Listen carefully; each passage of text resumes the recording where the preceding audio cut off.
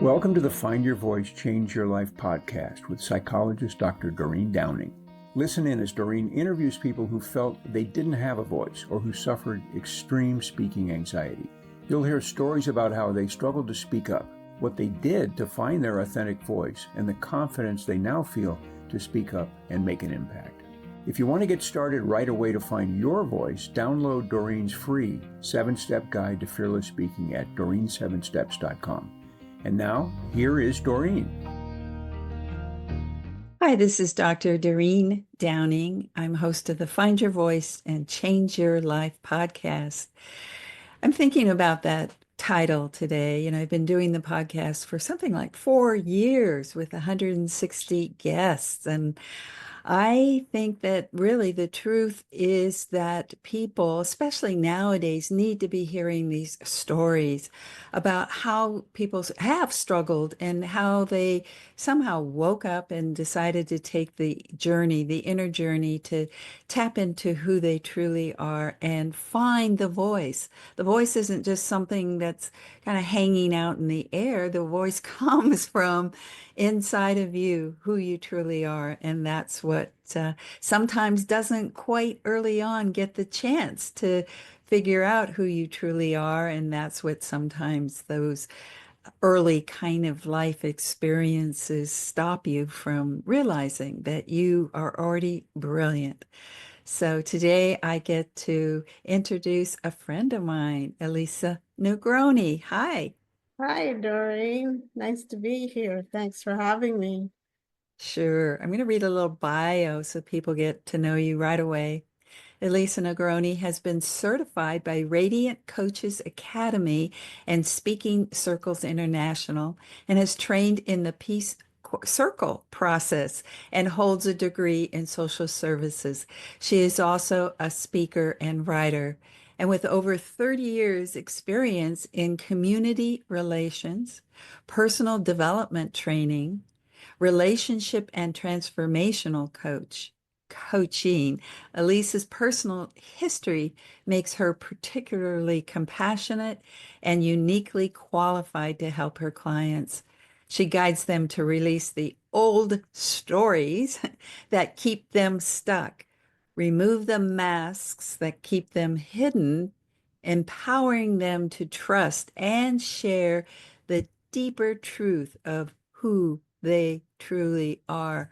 Well, all of that sure sounds like this is a perfect blend of what I'm doing and why the podcast exists with why you do what you do. And this is wonderful that people get to go on this journey with you and also know that if they're here because they're attracted to my work, they will be attracted to yours also.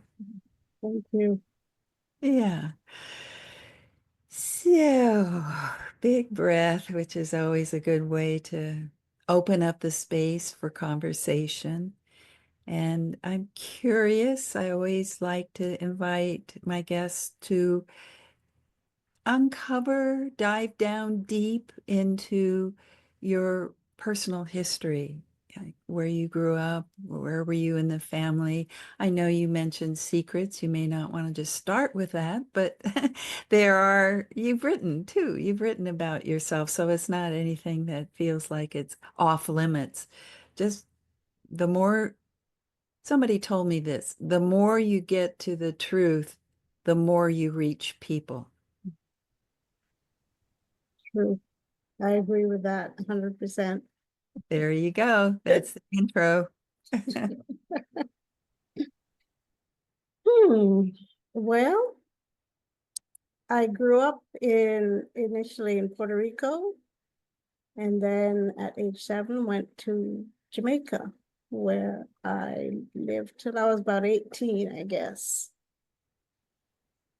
Fine, and where to begin? Because I think I found out where I lost my voice, Oh, where I started to hide uh-huh. through, and some of it comes from early childhood, growing up where I grew up with my grandfather and uncle. So the generation gap between my grandfather, old school, you don't talk about things. So that was the first thing. And then I went to a school that was an all-girls, private, British Presbyterian school. Sounds oppressive. Exactly, exactly. Again, you listen, you regurgitate, and you don't ask questions.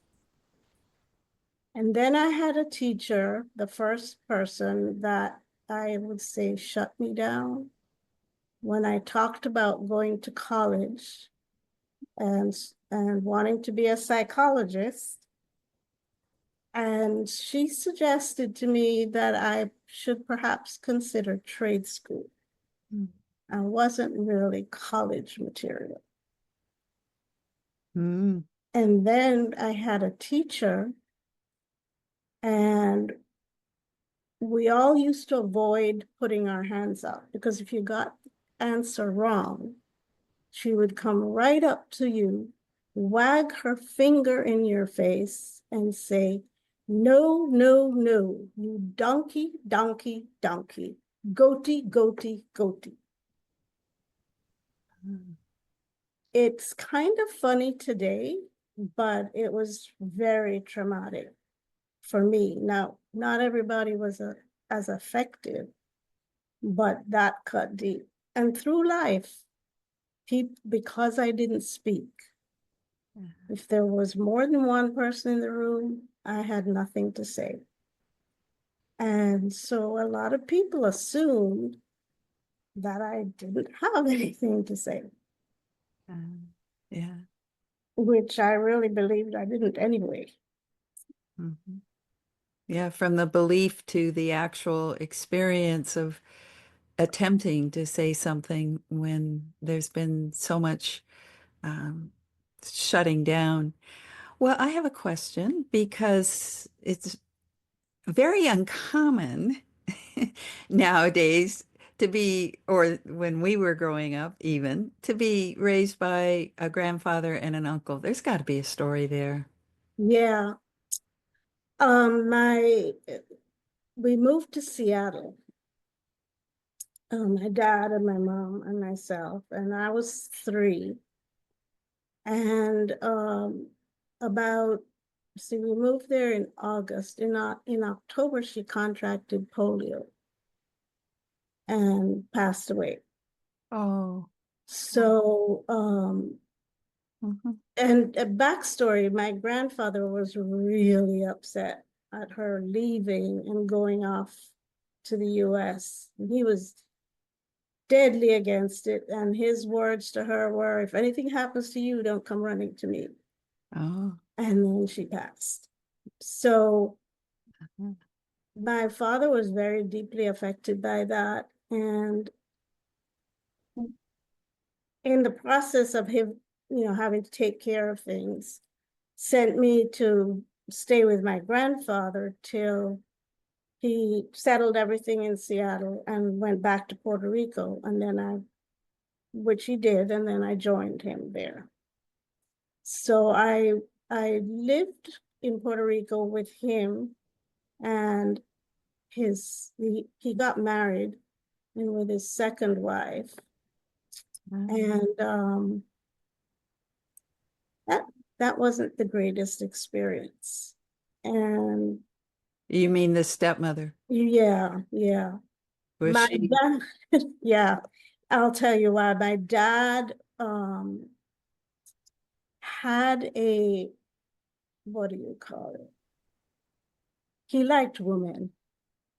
Uh, So he had a taste. that's a good word. Yes. So he started an affair while he was married to Uh-huh. the stepmother. And so he left her to look after me while he was off. And I think she took it out on me, and which took me years to really realize that she resented it. and in years later, when I wrote about my life, I started to feel, I didn't condone her actions, but I had a lot of compassion and understanding for why she did what she did. And what did she do? To tie me to a chair or force feed me to eat stuff and if I threw up, she made me eat it and stuff. Those are the kind my brothers and sisters don't know that story. So, Uh-huh. Uh-huh. so it was so bad that I started begging them to let me go back to my grandfathers and uncles. Uh-huh. Because the time that I stayed there, I really loved them.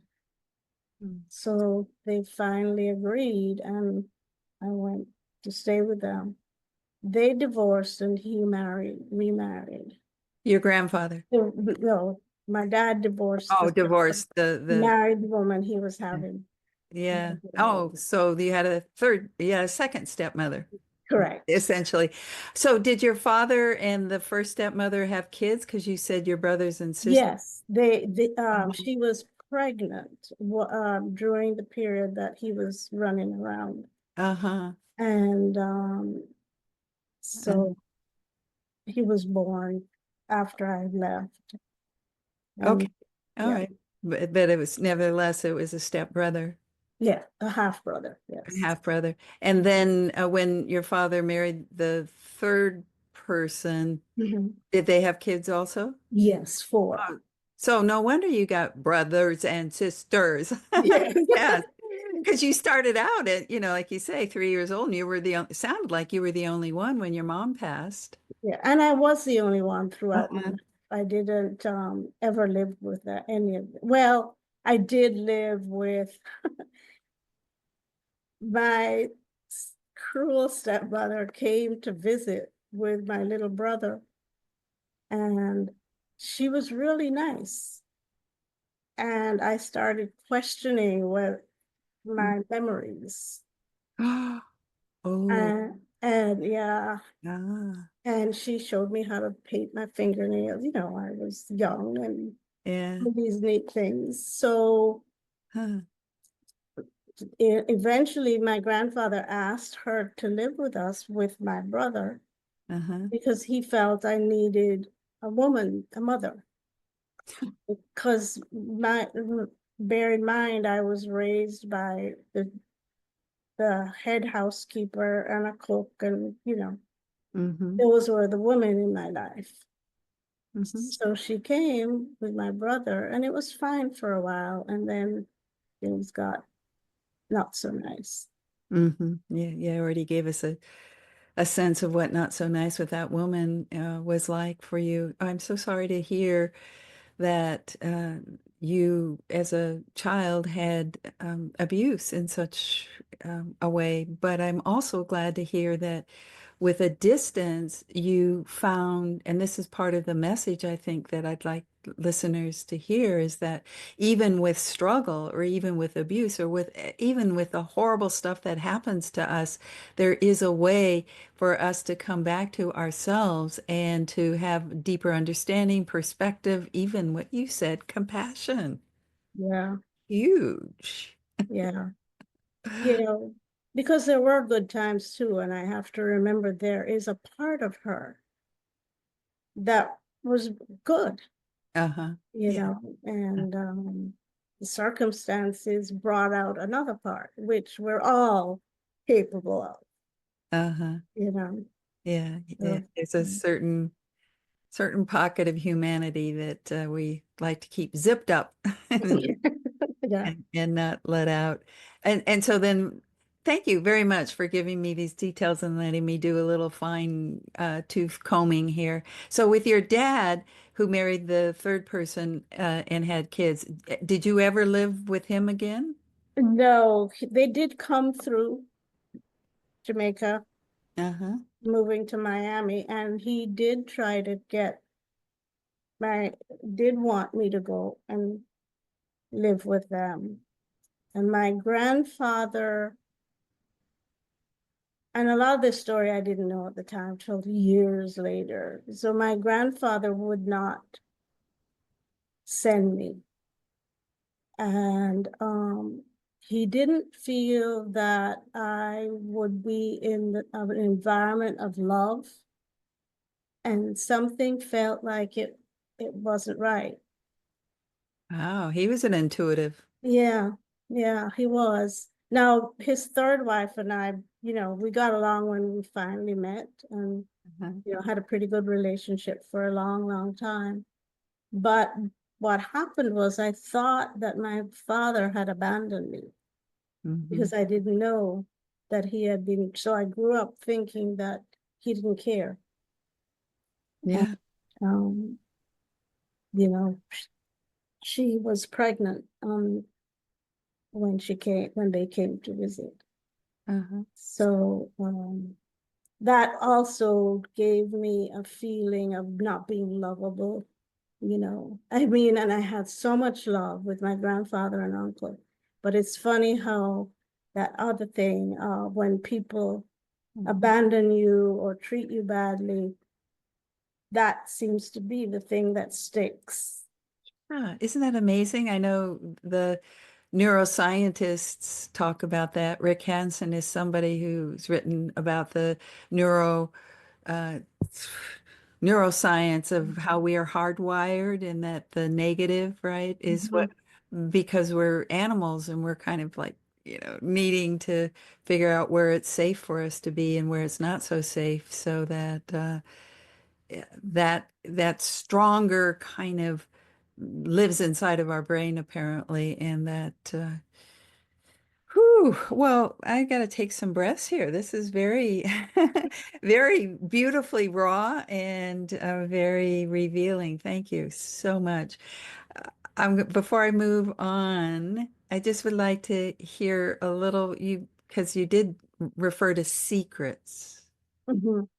Is that later on, or is this part of this area? Well, that was, now the secrets were, oh, the major secret was what my first stepmother. Uh-huh. I never, ever, ever Oh, revealed that to oh, anybody. uh-huh, And the first time I revealed it was in my story that I wrote for my son. uh-huh, And I've never revealed it publicly because my brother, her son, does not know this uh-huh. uh, about her. She was a fabulous mother to my brother. Uh-huh. So, But I think you're saying, yeah, the resentment towards your father is you were a part of your father and she was really angry. yes, And that absolutely. you, with perspective, you understand that. Well, you're moving along in life and you're starting to, you know, I guess, thank goodness somehow your grandfather provides a safe haven for you. And that's very, very, very positive to feel like there is love in your environment, some Yeah. kindness, maybe some, at least I don't know.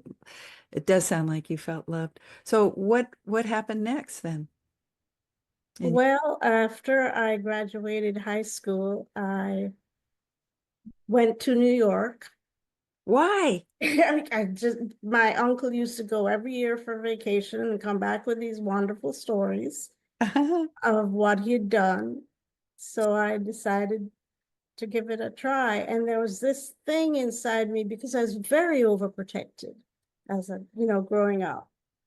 My grandfather was so afraid that something would happen to me. So he wasn't happy about my decision to go, but I felt the need to spread some wings Yeah. to get out of that, cocooned. Yeah. Yeah. And I lasted a year. Uh-huh. And then I went back and then met my ex-husband and we moved to Florida and then we got a divorce and I had a son. Um, Wait, probably the other way around.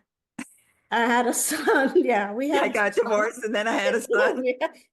That's right. We had a son. Then we got divorced and then I moved to Canada. but all the while I was silent for years and years and years. That was always a part of my life.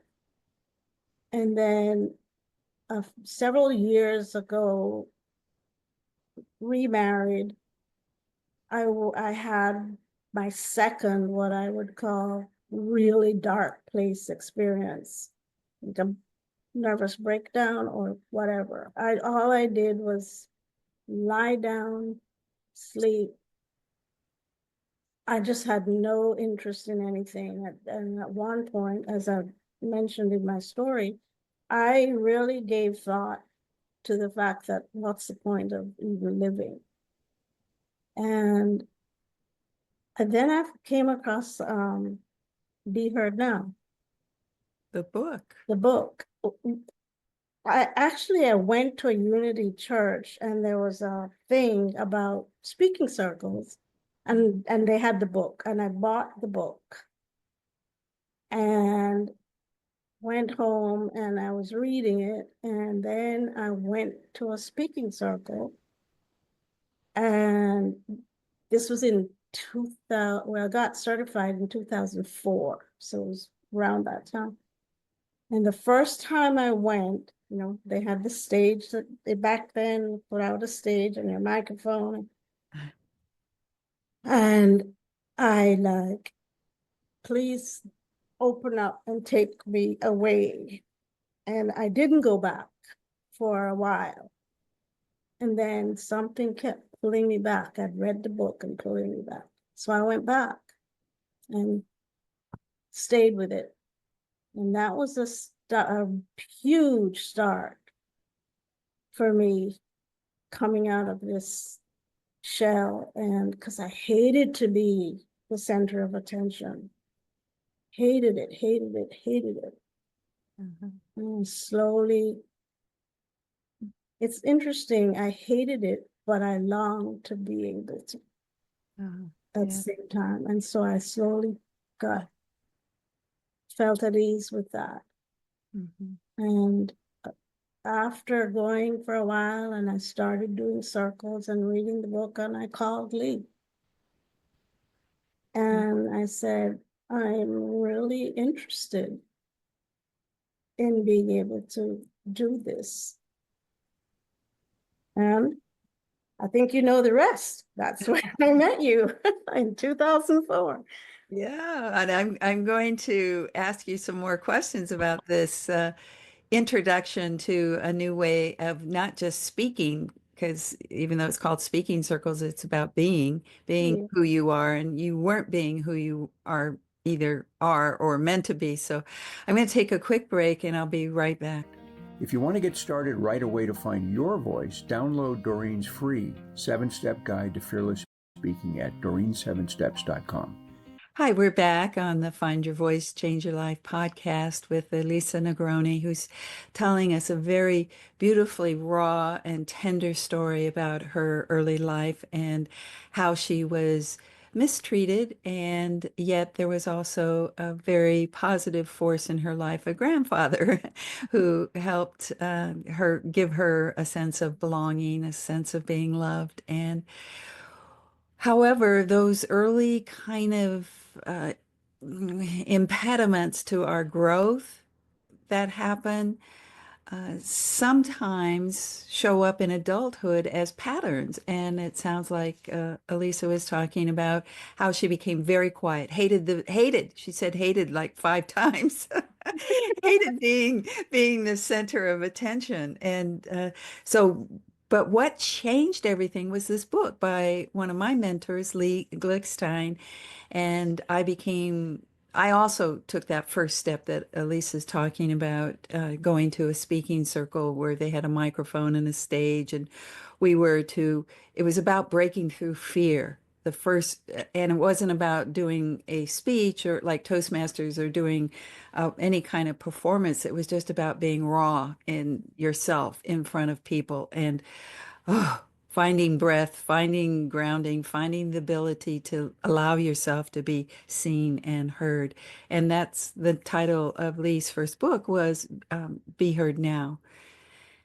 And you went to your first speaking circle and you went, yikes, let me out of here. I'm not coming back ever again. But you went back. What drew you back? I, I don't know how to explain it. There was just something that said, this is it. I need to be here. I need to give myself this opportunity. It may or may not work, but I was so tired of holding back. I was so tired of shutting people out. Don't ask me a question, because no matter how mundane it is, I'm not going to answer. I'm going to turn it back to a question about you. So I I just was feeling that I've had an isolated, lonely feeling. Oh, And I was looking for a way out of this prison. yeah. All right. I got it. That's interesting that earlier we talked about the love of your grandfather being like a cocoon. And then yet now you're talking about this other kind of sense of imprisonment. And uh, but both times what I noticed is that you, and this says something, and it even goes back to the first story where you were in that abusive situation and you said, I want out of here. You know, I want to go to grandpa. I want to go live there. So to me, Elisa, it feels like there's a pattern of you, yeah, if you happen to be in something that is, whether it's positive or negative, and it's not right for you, you'll try it, you'll do something to get out. I mean, you left the safe cocoon to go to New York, and now you're talking about being in a kind of a sense of imprisonment, and you I think this says something about you in, Yeah, in your true nature it about is. It is. You've hit it on the nail. I same with my ex. I knew that was it, and I was finding a way out of this. oh wow. So This is so exciting to feel this and to get to know you better like this in a deeper sort of way, but also for my listeners to be inspired that even though they may feel like they're trapped or and it doesn't, like we said, it doesn't have to be a negative. It could be, like I think one of the traps happens to be corporations for a lot of people that come on to the show like this. And it's positive. I mean, they've got everything they've ever dreamed of, but they don't feel fulfilled. They don't feel like they probably feel like the word you used, isolated. So back to you when we're talking about you taking yourself, having the courage to move yourself out of a situation into what is kind of more scary because it is scary to put yourself in front of a whole group and to have a microphone and then what are you doing there? You're trying to find yourself, huh? It seems kind of, I mean, it wasn't actual therapy, but in a way, feels therapeutic. Like feels like it, therapy. it Yeah. feels therapeutic. Yeah. So, anything more you want to say about that journey of finding yourself, your voice? Because I know you're now a coach and you've done quite a few certifications. In fact, you are a speaking circle certified facilitator. You do now lead speaking circles. Yes, yes. The thing you hated. Now but you also know what it's like for people to come, I think, and I how do. they may have um, The mixed runaway feelings. fear. Yeah, the And runaway. there have been some that did, but came back as well. Yeah. Good. Yeah. You know. So say more about anything around this, how you moved into coaching and more about what you're doing nowadays. Well, after several years after, my son did ask me to write my life story for him. Uh, And he wanted to have a better understanding of who he was and where he came from. mm, And that was terrifying to me because if I said yes, I was going to have to reveal. I felt that I was only fair to reveal my secrets. But I said yes, and I started writing, and I just was blown away by all the words that came pouring out, the memories, the realizations, the insights.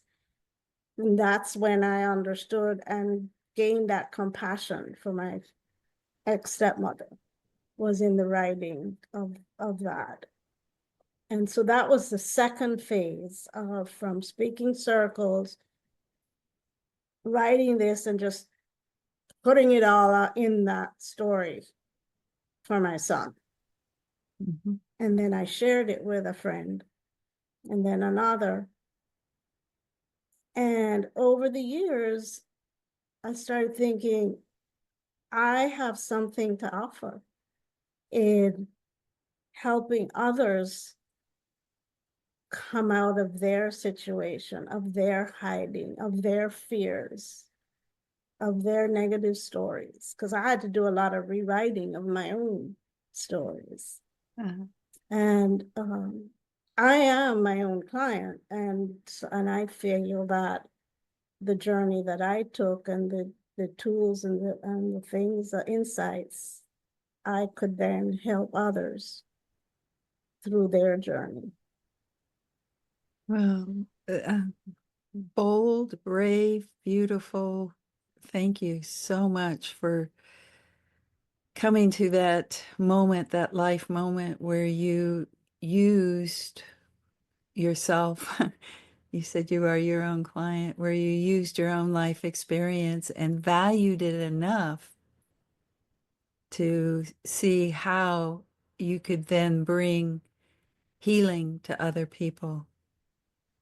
Yeah, it's a major passion of mine. I feel I really have the belief that everybody has a right and should feel comfortable enough to be who they are and share their voice and love all of themselves, the messy, imperfect, quirky selves. Uh-huh. Great. I would have, that's part of the message, I think, is what we're offering people today, is that there's a full self, and it doesn't have to be all tied up in a bow and pretty. It's the messy is also really, really valuable. Uh, so tell us a little bit more, like, how do people find you? What's the coaching you're doing nowadays? And do you have programs? Well, I do one-on-one coaching, and through my website or my email. My website is powertospeak.com.